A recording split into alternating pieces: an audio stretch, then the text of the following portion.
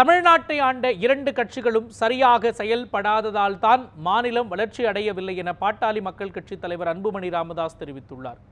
பாமகவின் 22வது நிழல் நிதிநிலை அறிக்கையை வெளியிட்டு அவர் செய்தியாளர்களுக்கு அளித்த பேட்டியை மகாயுத்தம் மேடை பகுதியில் பார்க்கலாம். இப்போ தமிழ்நாடு அரசனுடைய பட்ஜெட்டை அதை நான் கம்பேர் பண்ணணும். நான் இப்போ என்ன இவங்க வச்சிருக்கிறாங்க, என்ன செஞ்சிருக்கிறாங்கன்னு சொல்லிட்டு,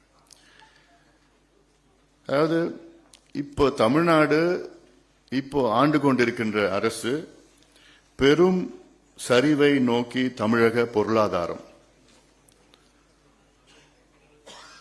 இதுதான் இப்போ தமிழ்நாட்டோட உண்மை நிலவரம். 2023-24 ஆண்டில் சொந்த வரி வருவாய், அதாவது own tax revenue, own tax receipts அது மொத்த வரி வருவாய், டோட்டல் டாக்ஸ் ரிசீப்ஸ் இலக்குகளை தமிழக அரசு எட்ட இயலாது. அதனால் வருவாய் பற்றாக்குறை, நிதி பற்றாக்குறை அதிகரிக்கும். ரெவென்யூ டெபிசிட்டும் பிஸ்கல் டெபிசிட்டும் ரெண்டுமே இப்போ தமிழ்நாடு அரசுக்கு நிச்சயமாக பெரும் அளவில் இருக்கும். அது நீங்க இன்னும் 19ஆம் தேதி நீங்க பார்க்க போறீங்க. ஆக இது ரெண்டுத்தையும் சேர்த்தீங்கன்னா பாத்தீங்கன்னா 14,50,000 கோடி ரூபாய் தமிழக அரசினுடைய கடன், மொத்த கடன்.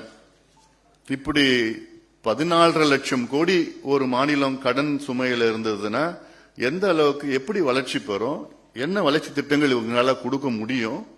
நிச்சயமாக முடியாது. சமூக நீதி, எங்க ஐயா இல்லைன்னா இன்னைக்கு சமூக நீதி தமிழ்நாட்டில் பிச்சை எடுத்துட்டு இருப்போம். ஐயாவில தான் இன்னைக்கு சமூக நீதி மக்களுக்கு கிடைச்சிட்டு இருக்கு. இல்லைன்னா அதை பத்தி என்னன்னு கூட யாருக்கும் தெரிஞ்சிருக்காது, கேட்கறதுக்கு ஆள் இல்லை. இன்னைக்கு மத்திய அரசுல ஓபிசி 27% இடஒதுக்கீடு வந்ததுக்கு காரணமே ஐயா தான். ஐயா நீங்க போய் இந்த யூபிஏ மீட்டிங்ல சண்டை போடலன்னா இன்னைக்கு அதை பத்தி முடிச்சிட்டு இருப்பாங்க. இன்னைக்கு வரைக்கும் வந்திருக்காது ஓபிசி 27% கல்வி நிலையங்கள் வந்திருக்காது. அதுல தாழ்த்தப்பட்ட சமுதாயத்துக்கு இன்னைக்கு இந்திய அளவில் மருத்துவ படிப்புல இடஒதுக்கீடு கிடைச்சதுன்னா ஐயாவில தான். இன்னைக்கு எம்பிசின்னு ஒன்று வந்தது ஐயாவில தான். இஸ்லாமியர்களுக்கு இடஒதுக்கீடு ஐயாவில தான் வந்திருக்கு. அருந்ததிற்கு உள் ஒதுக்கீடு ஐயாவில வந்திருக்குது. 6 இடஒதுக்கீடுகள். அதான் சமூக நீதி. எதிர்த்தாலும் பாட்டாளி கட்சி முன்னிலையில் இருக்கிறது. பொது தேர்தல் ஜெனரல் எலெக்ஷன் நடத்துனீங்கன்னா அடுத்த 2.5 ஆண்டுகள்ல எல்லா மாநிலத்துக்கும் தேர்தல் வைங்க. அப்படி கொண்டு வந்தா ஒரு சூழல் வந்துச்சுன்னா, இந்த நான் சொன்ன பிரச்சனையெல்லாம் தீர்த்து அப்படி நீங்க கொண்டு வந்தீங்கன்னா மத்திய தேர்தல் மாநில தேர்தல் ஒரே நேரத்தில் இருக்கக்கூடாது. அப்படி இருந்தால் தேசிய கட்சிகளுக்கு தான் அவங்களுக்கு அது பலமா இருக்கும். தேசிய பிரச்சனைகளை தான் பேசப்படும்.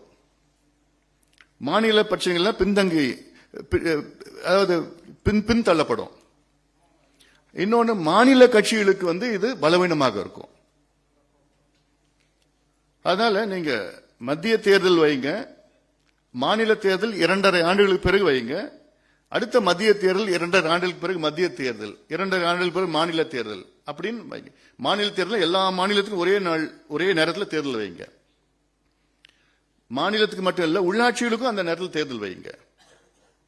அதனால மத்திய கொள்கைக்கும் மாநில கொள்கைக்கும் கொஞ்சம் வித்தியாசமா இருக்கும். ஏன்னா மாநில தேர்தல் மாநில பிரச்சனைகளுக்காக நடத்தப்படுகின்ற தேர்தலாக இருக்கணும்.